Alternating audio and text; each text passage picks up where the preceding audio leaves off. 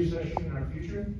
It's been engineered and it's there. It's something the Fed is trying to do with might do, but it's going to happen because of what it's trying to do with inflation.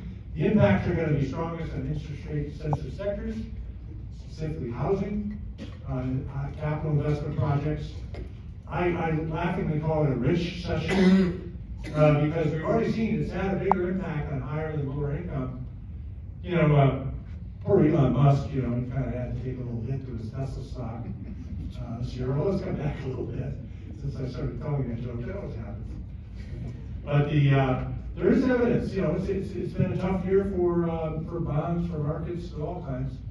And meanwhile, the labor market is quietly happy as clams because they don't like a job, they quit it, and they go someplace else for more money. And it's the economy that's feeling the pressure. Even if we're not right, the recession doesn't come, it's going to be not too much different. So let me switch gears here a little bit and say that we don't have a separate energy segment in this year's program. So I just want to make a couple comments about the climate for oil and gas investment. And it sounds like I'm getting into politics here, and I'm really not. I'm just trying to state a fact.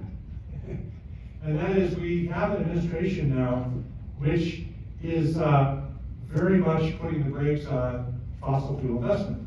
I'm not going to go through this entire slide, but there's a long list, it's more than this on the slide.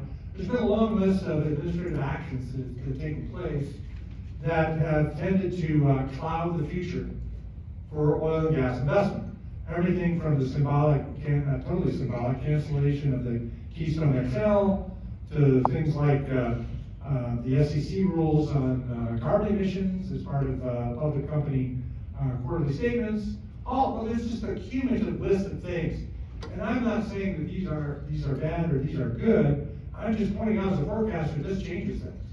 This has changed the environment for investment, and it's one reason why we've seen such reticence and such hesitation on the part of oil and gas producers to ramp up in the face of some really high retail prices. So we're seeing things like margins at refineries are nice, and you know, obviously crude oil prices have been better a few months ago, but they were pretty good.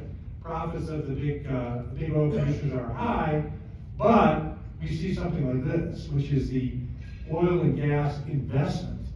So this is not investment level, this is the change in the level, so the growth in investment.